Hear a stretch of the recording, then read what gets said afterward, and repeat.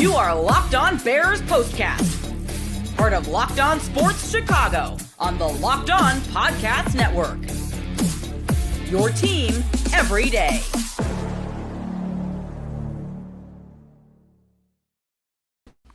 Welcome into the Locked On Bears Postcast here on the Locked On Sports Chicago YouTube channel. My name's Joe George, host of the Locked On Sports Chicago YouTube channel. We're live after every single Bears, Bulls, Notre Dame, and Cubs game. Make sure you hit that subscribe button. If you're listening on audio, come on over to YouTube. I promise one of these days we'll be talking about winning teams in Chicago. Today is not that day as the Bears lose 34-17 to the Detroit Lions. They have lost their 9th straight game in a row after starting the season 4-2 on the year. Another day that's really bad for the defense. That's what we're going to talk about in the first segment. The mistakes, the bad defense, the bad decisions that we saw across the board from the Chicago Bears in this one. Not really a surprise, like that. Like you're not competing well against the Detroit Lions, but there's just things that were about this game that were just, they're frustrating, as, you know, some of the staples you thought of the Chicago Bears. What did you show Ben Johson in this game? Specifically, what did Caleb Williams and the offense, in a positive way, show Ben Johson, as we all hope he is the next head coach of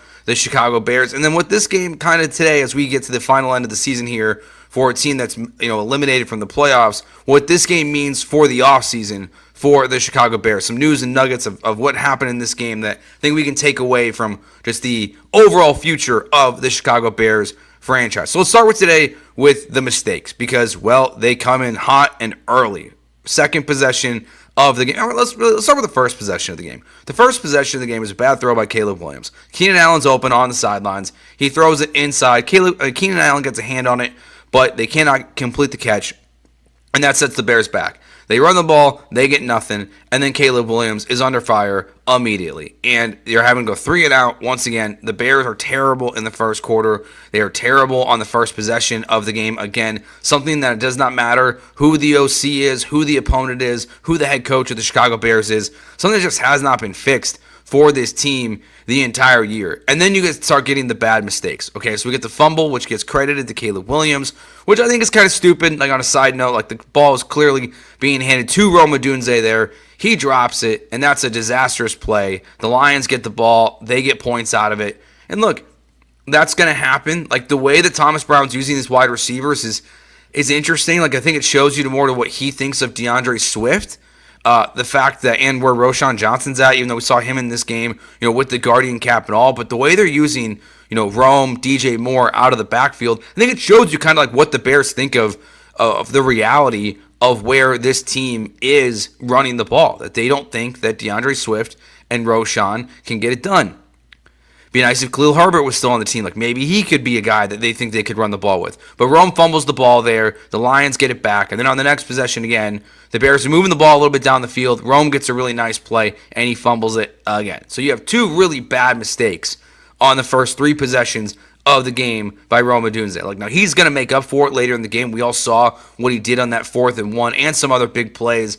Look, he's a rookie, so not going to beat up on him too much, but not something you want to see in this game. When you're playing one of the best offenses in the NFL, we know what Detroit is.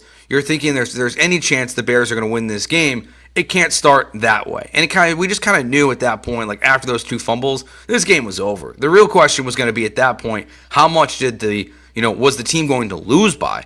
But the really bad part of this game, which continues to be the big part of the entire season for the Chicago Bears, is what's happening on defense. In 4 of the last 5 games, the Detroit Lions have gone for over 400 yards. That's 4 of the last 5 games. An opponent has gone over 400 yards against the Bears' defense. The defense that kept Matt Eberflus's job, that's largely the same this season, and was good early on in the year. They were incredible in the red zone. They were keeping teams under, 24, 23 points in almost every game, and it was the offense that was holding this team back. And I'm not saying like the defense is the only reason why they lost this game, but what has happened, in the last handful of weeks is a huge concern, because I guess like we knew Matt Eberflus was a good defensive coordinator. We knew he was. My concern is that there's more guys on this defense that have quit and have gone on vacation than there is just bad play and bad play calling. And look, the Lions they're elite, but Jahmyr Gibbs is doing whatever he wanted whenever he wanted. The tackling was embarrassing. Just the pursuit was not good. And we even saw Kyler Gordon get embarrassed on a play in this game, which is super uncharacteristic of him. But the defense just, again, was absolutely terrible for the Chicago Bears. And I'm really not sure, what has happened with them, because it can't just be the fact that Matt Eberflus is no longer calling the plays and coaching these guys up during the week. They're just objectively terrible now. They are not a good defense. They have been getting torched all over the place. I mean, you've got the Detroit Lions who've been running trick plays all season. They tried to run the pass with Penei Sewell on the Thanksgiving game, and they literally ran a play where I think we have to assume, because of what happened on the sidelines, it was an intentional trip or fake trip by both Jahmyr Gibbs and Jared Goff. An incredible trick play in itself. Gets me more excited about the idea of Ben Johson being the head coach of the Chicago Bears next year. But just embarrassed. They just had no shot against the Lions in this game. And there's little moments where you look at the defense and you say, what has happened to them? I think you go to the third quarter and it's a 3rd and 17 to Amon-Ra St. Brown, where they just dink it 2 or 3 yards over the line of scrimmage. I mean, this is the easiest play of all time to get a stop. He's got to get 15 plus yak to get a first down, and Amon-Ra St. Brown goes right through the entire defense and gets a first on 3rd and 17. That's what's happened to this defense. They were good, but they have just fallen apart since the firing in such a dramatic way that I think really this goes back to the bigger picture conversations about the Bears with Ryan Poles and his future and what this team is, who the players are on this team. It's Jalen Johnson who's going on to telling the media that players are not working hard at practice. It's DJ Moore, who I think joking, yes, is talking about, thinking about vacation already in the offseason. And that's what this defense looked like again today versus Detroit, a team that just knew their season was over. And, it's funny hearing Jonathan Vilma, who was not great on this broadcast, couldn't get anybody's name correct, but talk about this during the broadcast of, you're not just playing for your teammates, you're playing for your future. You're playing for your future in the NFL. And there are just a lot of guys who I think are just leaving so much to be desired on defense right now for the Bears. They're terrible on defense. And then you get bad decision-making. And this is where, if the book wasn't already closed on Thomas Brown as the future head coach of the Bears, which I think it was after his first game, it's officially locked shut to where I'm not even wasting my time giving him an interview at this point. To have a 4th and 1 conversion go for 30 yards to Rome Odunze, to then have a 4th and 6 in which you are down 34-14, and you kick a field goal, why? Why are you kicking a field goal in that situation? Go for it. You've already gone for it once. You're going to have to go for it on 4th and 7 in the next offensive possession, because you have to go for it in these situations because of where you're at in the scorebook. It's just simple math of 34-17 isn't really that much different than 34-14. You're still down by 3 possessions. Go for a touchdown. Go for a first down. It's bad decision making, bad defense, bad mistakes with the turnovers, and a lot of bad penalties. Again, the Bears continue to show, which we're going to talk about more in this next segment, of what did you show Ben Johson in this game? The biggest thing they continue to show is they are an extremely undisciplined football team, with the false starts, with the penalties on Jalen Johnson in this game that we've got. There are just so many little things that the Bears are objectively terrible at this season and continue to be, especially in the Thomas Brown era, where you thought maybe it would improve a little bit, and it just hasn't. The Bears players are showing us, in the words of Danny Green, they are who we thought they were.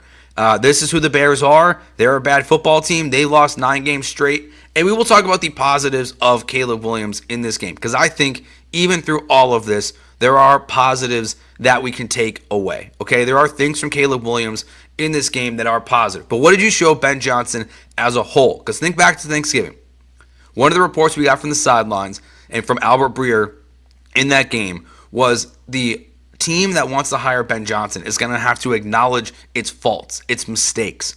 And I think that, the 2-game sample size that Ben Johson has seen up close and personal of the Chicago Bears this season has taught him a lot about what this job really is. So what did the Bears show Ben Johson today? We'll get into that in the next segment here on the Locked On Bears postcast here on the Locked On Sports Chicago YouTube channel. Today's episode is sponsored by PrizePicks. If you love watching the game, if you're going to love PrizePicks, the easiest and most exciting way to play daily fantasy. Whether it's football, basketball, or any of your favorite sports, PrizePicks makes your holiday bigger and brighter. You can now win up to 1,000 times your money on PrizePicks. Plus, this holiday season, they're giving away $30 million in rewards during Picksmas and offering 2 free picks in December. And when your pick hits, PrizePicks makes it easy to cash out. You can get your money in as fast as 15 minutes. Download the PrizePicks app today and use code LOCKEDONNFL to get $50 instantly after your first $5 lineup. That's right, $50 instantly when you play just $5. PrizePicks, run your game.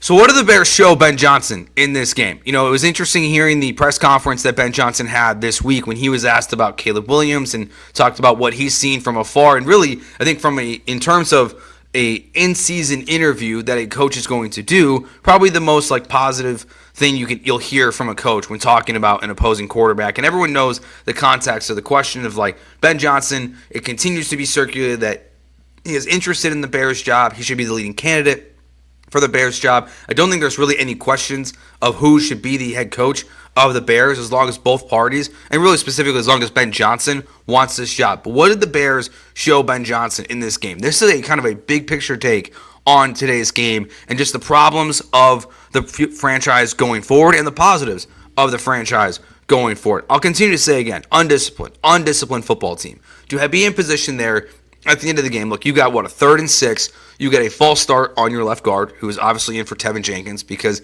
he can never stay on the field, and we will hit on him in the final segment of today's show. But you get a false start, and then Caleb takes a big sack, and that's just where things have kind of gone for the Bears this year. Caleb's sacks that he's had a lot of times, they also feel like they're compounding of issues, where it's not just a sack. It's a sack at the worst time.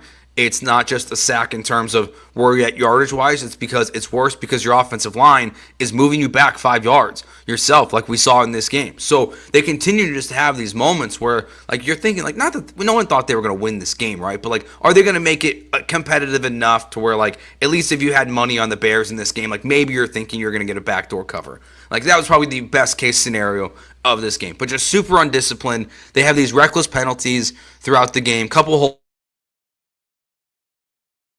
holding penalties that I thought were ticky-tack, but really just, again, the Bears are an undisciplined football team, and you saw that with the penalties, and you saw that again with the way that they were pursuing guys like Jahmyr Gibbs and Amon-Ra St. Brown. Hell, on that first, field goal possession where the Bears defense actually held them to something, you had 2 blown coverages. I mean, the one where Kevin Byard, kind of sits in the zone, Amon-Ra St. Brown runs right by him. I'm assuming he's thinking that there's someone over the top helping him, because of the motion that happened on that play. But instead, it's just Amon-Ra St. Brown is just wide open, and there's 2 bad coverages on that play. You have the trick play itself, which, yes, they fake tripped it. We don't see those things, but a team, once again, burns you deep on a trick play, just more undisciplined football actions that we saw from the Bears, both offensively and defensively in the game. So that's one thing they showed Ben Johson. The second thing they showed Ben Johson in this game is that he better know a good defensive coordinator, because as we talked about in the first segment, they've given up over 400 yards to 4 of their last 5 opponents. That's tough. That's really tough. That is an awful, awful defense.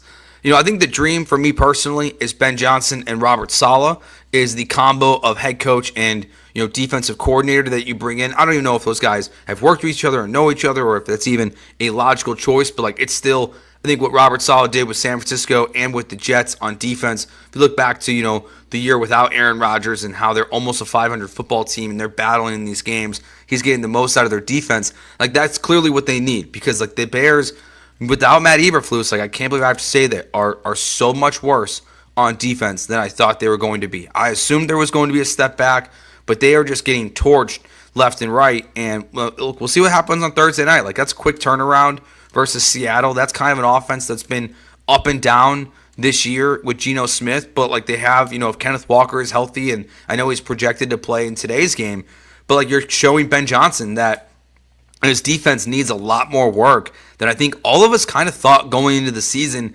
that they needed. So that's another thing they showed. But the positives of this game, there's not a lot, right? You lose 34-17, you've lost 9 games straight.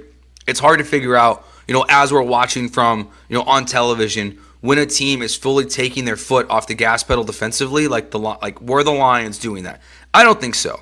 I actually think watching this game, like what I saw from Dan Campbell and the Lions, was a pretty just like normal approach throughout the entire game. So why I think that matters to this game is it helps that there's not this extra context in terms of what we saw out of Caleb Williams in this game. So Caleb starts off slow. The first half is a disaster. That's the number one thing that Ben Johson or whoever the next head coach of the Bears is going to have to figure out is how do you become getting out of the gates quicker with this team, with this quarterback, because they haven't scored a touchdown in the first quarter still this season. But the Bears in the for their offense in the second half really started to figure things out in a really, really positive manner. So let's look back to a couple of the drives here that I thought were the most positive moments for this. We'll start with we'll go a little out of order here. We'll start with the 4th and 1. So 4th and 1, you have to go for it there. I love that Caleb Williams recognizes its man coverage. And this is not the first time we've seen him do that this year, specifically with Rome Odunze. That, Rome is one-on-one on the sidelines, and after all the mistakes, the 2 big fumbles that he had earlier in the game, it's good to see a guy not lose his total confidence in this game. But to throw it like that on 4th and 1, 30 yards down the field, people would be crushing Caleb for sure if this was a closer game and that pass ended up being incomplete. But I love the aggressiveness. I love the throw. It's perfect right there. And those are the ones where you go, okay, as bad as the season is gone, we talk about the future of the Chicago Bears and what it actually is going to be around Caleb Williams. That's one where it's a positive. But you just have to think going forward, those are the little things that if I'm Ben Johson and I'm watching this game, I'm like, all right, there's still something here to work with. But the 3-play 70-yard drive, that's the one that I was obviously is going to stand out, I think, the most because, well, it's 3 plays and 70 yards. And Caleb Williams ripped 2 absolutely incredible throws. So he has the incomplete pass to Keenan Allen on 1st down. 2nd down, he throws it deep right down the field to DJ Moore for 25 yards. It was a great throw. He ripped it right into there. That's where you see what Ben Johson was talking about, where you can hear it whistling the ball go by you. That's what I imagine it sounded like on the sideline. So you get that throw, which is great. And then you get the one that's, I think it's just even better because you've got 2 Lions defenders, a safety and a corner, converging on Keenan Allen. And Caleb puts it in the perfect spot where Keenan Allen takes it for 45 yards for the touchdown. And that gets the Bears to 27-14 at the end of the second quarter. And you finally feel okay, they're building something here on offense. So 2 touchdown drives there.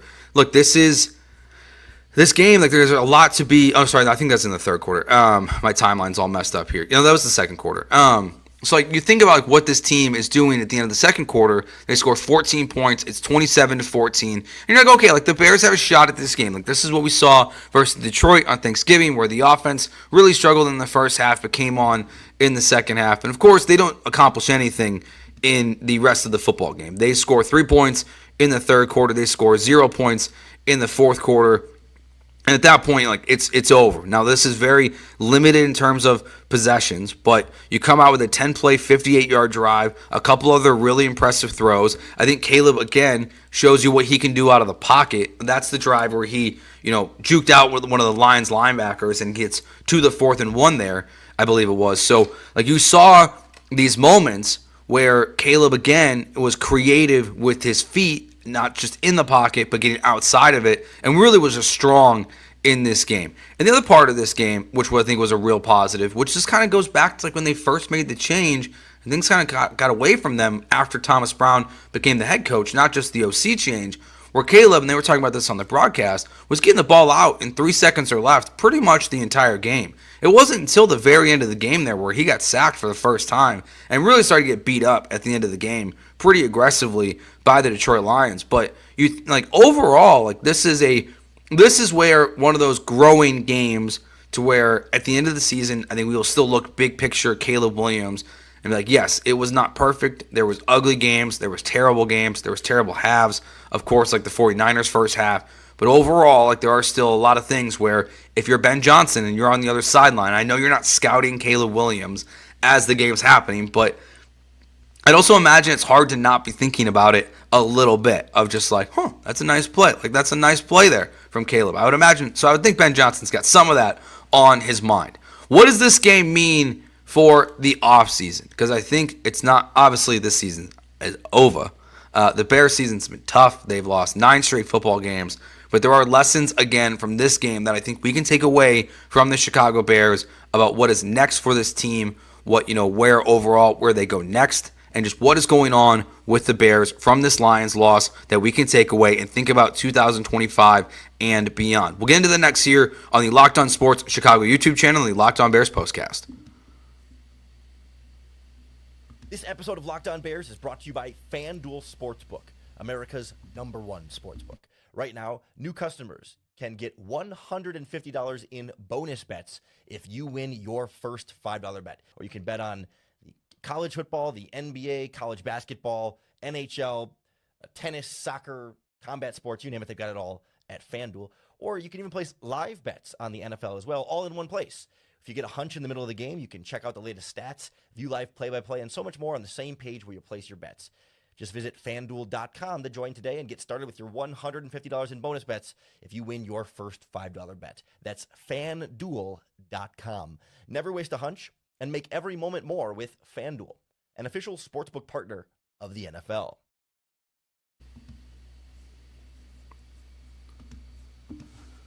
One more thing on Caleb Williams there, just because I didn't read the stat line. 26 of 40, 334 yards, 2 touchdowns, 107.7 passer rating. Really one of his best games of the season, again, from Caleb Williams. So at least the Bears have that going for them in this game. But obviously, the future of the Bears is centered around Caleb Williams and hopefully Ben Johson. And hopefully, like that last segment of what did the Bears show Ben Johson turns into something that we can think back to in an opening press conference, and he can talk about little moments in this game, the Thanksgiving game, of what made him want to be the head coach of the Chicago Bears. But how this game impacts the offseason. There are a couple takeaways from this Lions game of where I'm watching the game, I'm like, okay, there are a couple guys specifically that I think are on the hot seat in terms of players on the roster and their future as members of the Bears while watching this game, and then a positive, I think, as well. We'll start with a positive here. A lot of it's going to determine money. A lot of it's going to determine, what it's been, what he wants this offseason. And while there are a lot of moments this year, not a lot, but a chunk of moments that are frustrating for Keenan Allen and what he's been doing with dropping the football. And even though I want to see Rome Odunze involved even more in the offense, and DJ Moore more than just these screen passes, which is really the only thing that they can really work DJ into at this point. And that's still, I think, wonders like what's going on with DJ. Like they're still off, but like really the only way he's involved in the offense is screen passes, dump off passes, some stuff out of the backfield. But what I think from this game when I'm watching it again, kind of just like re-solidifies that if the money's right, I would like Keenan Allen to be back as a member of the Chicago Bears next year. You see the 45-yard touchdown, the conversion on the 4th and 7, which was a great throw and great catch. We saw a couple big plays on that drive alone before the Bears stalled out, I believe it was, from Keenan Allen. So you're seeing good moments from him, and just that relationship clearly is there. And frankly, it looks like it's there more with Keenan and more with Rome anywhere close than what it does with DJ Moore. And that doesn't mean I don't think DJ Moore should be a Chicago Bear, nothing like that. I'm fascinated to see if he wants to be a Chicago Bear after the season, because I'm not totally convinced he will want that, and he may ask for a trade this offseason, just something I'm going to keep on my radar personally. I don't know how you guys feel about that, but, so I'm very pro right now bringing back Keenan Allen if the price is right, and if they have the money to address other areas, which we're going to discuss right now. I think they should bring him back. So in a perfect world, I think Keenan Allen's back as a member of the Bears in 2025 as a really good security blanket. How does this game also impact the offseason? And this kind of goes back to the last segment too. There's only a couple plays, but I really hope this offseason, whoever the coach is really looking at this offense and saying, while they have Keenan Allen, while they have DJ Moore, Rome Odunze, you got to get Cole Kmet more involved. Like, it was nice to see the home run celebration. We haven't seen that in like 2 months, it feels like. Couldn't even tell you the last time Cole Kmet scored a touchdown. But like, more focus on Cole Kmet this offseason, I think would be huge. But the last part about this, and this is really no offense to the player, like when he's on the field, but the key part of that last sentence there is when he's on the field. When I think about the Bears and the long-term impact of a game like this versus the Lions, I'm not sure how you can expect Tevin Jenkins to be back as the left guard of the Chicago Bears next season. He just can't stay on the field. And if he could, I would feel differently, I'm sure. But man, he is just not able to stay healthy in a season. And they're not severe injuries. Like we saw Braxton get, carted off the field where he's clearly in a lot of pain. Thankfully giving up the thumbs up, but we're assuming we're not going to see him the rest of the year.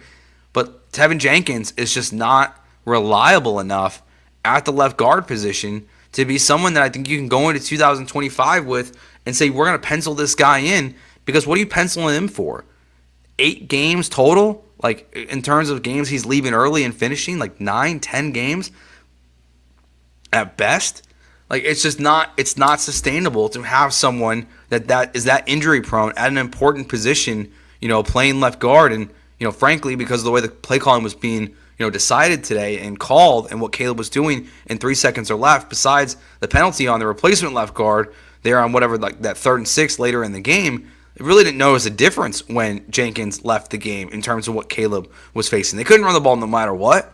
And another one with this too is because Jonathan Vilma was, pointing this out on the broadcast, was having that second running back. And if they don't think Roschon's that guy, then I think you have to pivot. Now, my guess is they do, and they will. The next offensive coordinator will use Roschon in a little bit of different way. Speaking of, like, if it's Ben Johson, like, is there a Jahmyr Gibbs-ish, David Montgomery light version of what DeAndre Swift and Roschon is? Like, we're like, it's obviously not going to be as impactful as those two guys for the Bears offense, but is there ideas and things schematically that you can do that are similar with those two guys without having to invest in the running back position again this offseason? Because I know, like, there will be some Bears fans who think Ashton Genty would be a lot of fun with whatever the 9th overall pick is this year. They should be drafting offensive linemen and defensive linemen exclusively in the first 4 rounds of this year's NFL draft. But, like, what can that group be? So kind of my big picture takeaways, like, I'm pro bringing back Keenan Allen. I'm anti after this game again of Tevin Jenkins being there. And if I'm Ben Johson and I'm watching this game, I think Caleb Williams did enough to where, like, I'm convinced that this is the right job for me. If he does not want to continue to be the offensive coordinator of the Detroit Lions, there is going to be no better job than this, unless, if he for some reason were to think more highly of Drake May, and New England were to open up, and I don't think it will. Like, he's not going to take the Saints job. He's not going to take a lot of these lesser jobs, the Jets job and things like that, for an aging Aaron Rodgers or whatever they do at quarterback. Or, like, I think this is the right job for Ben Johson. But the Bears can hold on for, potentially a Super Bowl run from the Lions to hire a head coach. I still think that's the best situation, and hopefully on a day like today where we saw really cool things from the Lions offense, where they moved the ball with ease and did it creatively and effectively in this game, and where we saw Caleb Williams have a really solid overall good game for the Chicago Bears. Like, hopefully that's the impact of this game, is that we look back and say this is the game where Ben Johson was solidified at his want to be the head coach of the Bears. Because honestly, that's all I got. That's all I got on this game. The Bears defense is bad. Rome Odunze needs to hold on to the football. And Thomas Brown, if you're ever the head coach again or interim head coach, if you're down by 20 points and you have a 4th and 6 and you've already gone for it once, don't kick a field goal. That's a bad idea. All right, that will do it for this episode of the Locked On Bears postcast here on the Locked On Sports Chicago YouTube channel. We'll be back on Thursday night after the Seahawks game. So thanks for hanging out with us. Reminder, hit that subscribe button if you haven't. If you haven't yet, please do. If you're watching or if you're listening on audio, whether you're on the Locked On Bears audio feed on Apple or Spotify, come on over to YouTube. We go live for 30 minutes after every single Bears game, win or, as they do, mostly lose this season. So that will do it for us. Joe George here with you on Locked On Sports Chicago. We will talk to you next time.